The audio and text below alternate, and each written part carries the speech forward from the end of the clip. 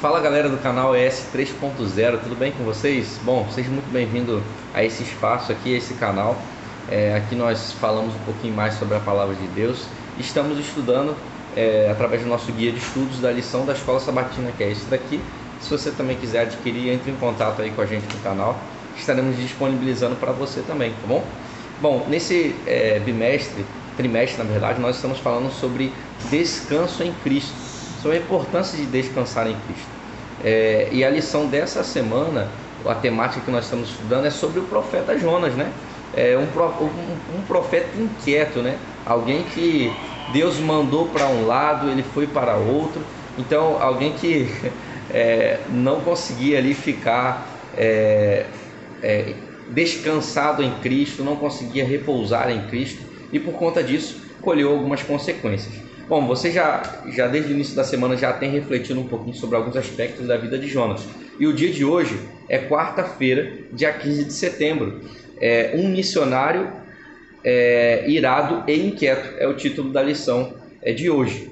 E a gente vai analisar aqui o contexto já indo para o final da história de Jonas no capítulo 4. Bom, você já viu que Jonas, ele fugiu da presença de Deus, e por ele fugir da presença de Deus, caiu uma grande tempestade no barco onde ele estava fugindo. Depois ele foi jogado para o mar, uma baleia o engoliu, o cuspiu nas areias ali da cidade de Nínive, e depois ele pregou para Nínive, cumpriu a missão que Deus chamou ele para fazer, e então a cidade de Nínive se arrependeu. E a gente chega então no contexto do capítulo 4, que na sua Bíblia, se tiver um subtítulo, deve ser mais ou menos assim. Na minha tá a ira de Jonas. Deve ser algo parecido talvez na sua Bíblia também. E é interessante, a lição ela destaca o seguinte: o capítulo 4 começa com a ira de Jonas para com Deus, porque seu esforço missionário tinha sido muito bem sucedido. Jonas estava preocupado em parecer tolo. Então é uma coisa muito incomum. O começo do capítulo 4 mostra alguém que está irado porque o seu trabalho missionário foi bem sucedido. É difícil de entender, né? É até cômico ouvir isso. Poxa, como que alguém fica irado, sendo que o resultado do seu trabalho missionário foi bem sucedido e a pessoa está irada por conta disso, porque as pessoas aceitaram a palavra de Deus? É algo que é meio difícil de entender. Mas a preocupação de Jonas era que as pessoas o considerassem um profeta tolo ou um profeta falso, por conta de que ele tinha avisado a cidade de Nínive que se eles não se arrependessem, Deus destruiria a cidade, que estava para vir um juízo sobre a cidade de Nínive.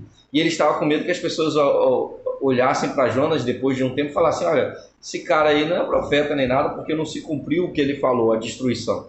Mas, claro que era condicional ao povo de Nínive se arrepender. Eu até procuro entender, talvez, um pouquinho Jonas, se bem que é complicado a gente ver uma pessoa estar irada porque o trabalho missionário foi bem sucedido, mas se a gente for parar para analisar alguns pontos na vida da cidade de Nínive, né? No contexto da cidade de Nínive, era uma cidade muito violenta, era uma cidade terrível, tanto é que no início do livro Deus fala que ele iria destruir a cidade porque a sua maldade chegou até Deus. E de fato, os ninivitas eram pessoas muito cruéis. Sabem que tipo de pessoas eram os ninivitas? Eles, para começar, a cidade deles era cercada por muros, né, assim como todas as cidades da época, mas os muros da cidade de Nínive eram cercados com caveiras e com crânios, né, do esqueleto humano ali no topo do muro. Então pense, você chegar numa cidade e o muro da cidade, o topo do muro está cheio de crânios humanos. Já de início já é bem assustador. E o segundo ponto, que eles eram tão cruéis que quando capturavam a pessoa, eles colocavam uma argola no nariz, iam puxando a pessoa, colocavam uma corda ali, iam puxando aquela pessoa, arrastando ali pelo chão até chegar na sua cidade. E outra, eles também, quando tinha alguma pessoa algum inimigo da cidade, algum impostor, alguém do tipo que eles queriam ensinar uma lição e que estavam com indignação com essa pessoa ou contra essa pessoa, eles pegavam e empalavam essa pessoa. Se você não sabe o que é empalamento, eu aconselho você até a nem pesquisar, que é algo bem algo bem complicado, né? Algo bem cruel, e que eles faziam com os moradores de Nínive, na verdade com os inimigos, né, de Nínive. Então, Jonas, quando ele soube que Deus iria destruir a cidade de Nínive, eu penso que Jonas ficou feliz, né? Ele falou, poxa, até que enfim, né, Deus, já estava já na hora, né? Eles são muito cruéis, essa população aí já era para ser exterminada. Mas Deus, então, ele, depois de Jonas pregar, ele diz, a Bíblia, que se arrepende de destruir a cidade de Nínive, e ele então decide não mais destruir a cidade. E Jonas, ele fica irado porque ele queria que esse povo que era tão mau, tão cruel, fosse destruído. Mas sabe, Deus, ele ama a todos. E aqui na lição destaca o seguinte, ó. Jonas, ele permitiu que em sua mente se fixasse sobre a possibilidade de ser considerado um profeta falso, como eu falei. E por conta disso, ele estava preocupado mais com a sua reputação do que com o valor infinitamente superior daquelas pessoas que viviam na cidade de Nínive. Então, como destacou aqui a lição, Jonas estava mais preocupado com que aquele povo fosse destruído porque era mau, preocupado também em ele ser um profeta que ele falava e as coisas aconteciam, não ser um profeta falso e de fato a cidade ser destruída, do que com o valor daquelas pessoas. E às vezes a gente acaba esquecendo, né, que as pessoas são filhos de Deus, são preciosíssimas para Cristo.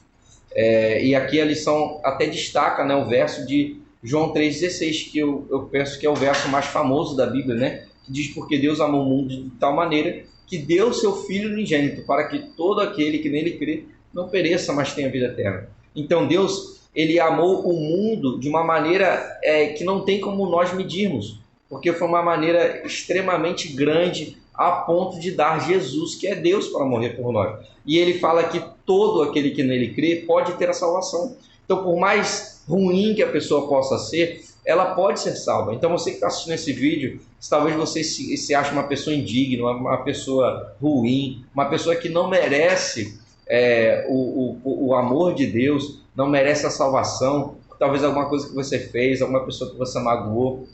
Se lembre que Deus morreu por você também. E que todos, sem exceção, a palavra todo não tem como tirar algo do todo, né? Todos aqueles que nele creem podem ser salvos. E os ninivitas creram, por isso eles foram salvos. Inclusive a lição também traz aqui o texto, para a gente comparar com essa história de Jonas, o texto de Lucas 9, do capítulo 9, do verso 51 ao verso 56, onde os discípulos vão a uma cidade de Samaria, e naquela cidade, naquele povoado de Samaria, as pessoas não recebem os discípulos bem. E aí os discípulos perguntam assim: Senhor, o que o Senhor quer que a gente faça? O Senhor quer que a gente ore para que desça fogo sobre essa cidade? E aí Jesus fala assim: não é correto vocês fazerem isso, porque eu vim para salvar as pessoas e não para destruir os homens. Então Jesus mostra que por mais que as pessoas não tinham recebido os discípulos bem, eles não deveriam orar para cair fogo e consumir as pessoas. Mas ele veio para salvar essas pessoas também. Jesus não andou com pecadores, andou com prostitutas, com ladrões, com pessoas que eram marginalizadas, pessoas que eram consideradas impuras.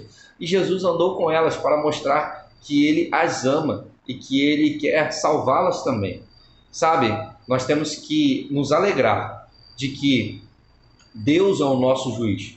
Porque você já pensou se os juízes do grande julgamento fôssemos nós fôssemos os juízes, tão rancorosos que somos, mas nós temos que ser gratos, como a lição termina dizendo, e agradecer, porque Deus é o nosso juiz.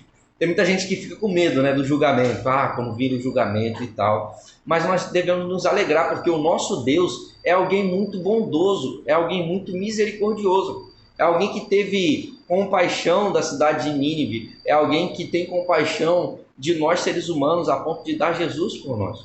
Então, por mais que você se considere um pecador de alto escalão, pense que o sangue de Jesus é mais potente e poderoso do que qualquer pecado que possa existir nesse mundo, tá bom? Bom, Jonas, ele se comportou de uma maneira infantil, a lição chega a destacar isso, ele se comportou como criança, né? Mimada ali, não fez o que eu falei que iria acontecer, Então eu vou fazer aqui uma malcriação, vou fazer birra. Inclusive, aqui no texto do capítulo 4, fala que Jonas ele constrói um abrigo e aí cresce uma planta para dar sombra ali para o abrigo. Deus faz a planta crescer e depois Deus mesmo faz com que a planta ela morra, e ali a sombra de Jonas se acaba e o sol começa a bater na cabeça de Jonas e ele reclama. E aí Deus fala assim: Jonas, de que você está reclamando? Você plantou essa árvore aí, você regou, você adubou, você teve participação no desenvolver dessa planta. Do que você está reclamando? Você não tinha nada e você teve, e agora você quer reclamar? Não pode, não tem cabimento isso. E assim como também essas pessoas, como é que você quer a destruição delas? Se você não as criou, não as germinou, você não fez nada, e você quer que elas sejam destruídas. Então, nós temos que ter um pouquinho mais de empatia e não ser como Jonas, ou essa atitude errada de Jonas, na verdade, né? Porque Jonas ele foi um bom profeta, ele teve aqui um momento da vida onde ele precisou aprender, amadurecer um pouco, até com uma lição de destaque, ele precisou amadurecer. Mas assim como nós também temos momentos da vida em que às vezes falhamos, e que precisamos acordar, levantar a cabeça e prosseguir, porque Deus ele quer que todas as pessoas sejam salvas e precisamos ter essa compaixão, precisamos ter essa empatia também pelos outros, tá bom? Meu amigo, espero que você possa aprender a ter compaixão, entender que Deus ele é o nosso juiz e por isso podemos ter a plena convicção de que ele vai ter misericórdia da gente se nós nos achegarmos a Jesus e que ele vai nos perdoar, não importa até onde você tenha ido, não importa o pecado que você tenha feito, Deus ele pode te perdoar, assim como perdoou a grande cidade de Nínive e os seus pecados, né? E Deus ele pode perdoar você também, tá bom? Vamos aprender com Jonas, também com a história de Jonas, na verdade, a ser mais pacientes, a ser mais amorosos, a nos preocuparmos mais com as pessoas, tá bom? Entendendo que Deus ele ama todo mundo, ele quer salvar você e a mim também, e os pecadores que talvez nós abominamos, mas Deus também quer alcançá-los também, tá bom? Valeu, galera, até a próxima.